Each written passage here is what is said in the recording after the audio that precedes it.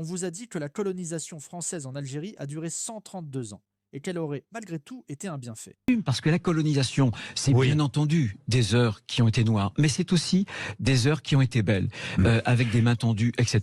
Alors mettons de côté les opinions et regardons uniquement les faits. D'un côté, le récit officiel, de l'autre, les documents de l'époque. Commençons par les infrastructures. Oui, des routes, des chemins de fer et des ports ont été construits, mais leur logique est claire sur les cartes coloniales. Relier les fermes des colons aux ports pour exporter le blé, le vin et les minerais vers la France. Les chemins de fer suivaient surtout des axes militaires afin de déplacer les troupes et contrôler le territoire. Les villages algériens restaient à l'écart. Ce n'était pas du développement, c'était de l'extraction. Vient ensuite l'éducation. On affirme que l'école a été apportée. Pourtant, avant 1830, il existait environ 2000 écoles en Algérie, et une partie importante de la population savait lire et écrire en arabe et en berbère. La conquête a détruit ce système. Après 132 ans de présence française, près de 90% des Algériens étaient analphabètes. La même école, mais pas les mêmes portes. Puis la terre, élément central du système colonial. En 1841, Alexis de Tocqueville explique qu'il faut s'emparer des plaines fertiles et les réserver aux Européens.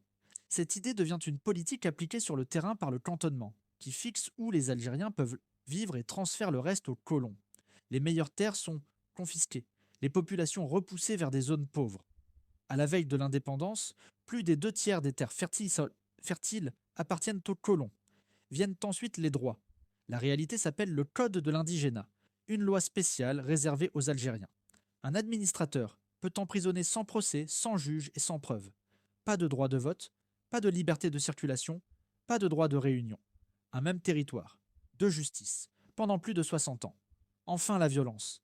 On parle de pacification, mais les officiers parlent de razzia. Villages brûlés, récoltes détruites, bétail abattu. L'objectif est de briser la capacité de survivre. Des lettres militaires décrivent des populations entières enfermées dans des grottes jusqu'à la mort. Ce ne sont pas des excès isolés, mais une méthode assumée. Les historiens estiment de plusieurs centaines de milliers à plus d'1 million de morts durant la conquête. Infrastructures d'extraction, éducation détruite, terres confisquées, droits supprimés, violence systématique. Ce n'est pas une suite d'erreurs, mais un système pensé et organisé. Et une fois ces faits posés, une seule question demeure. Peut-on encore appeler cela un bienfait?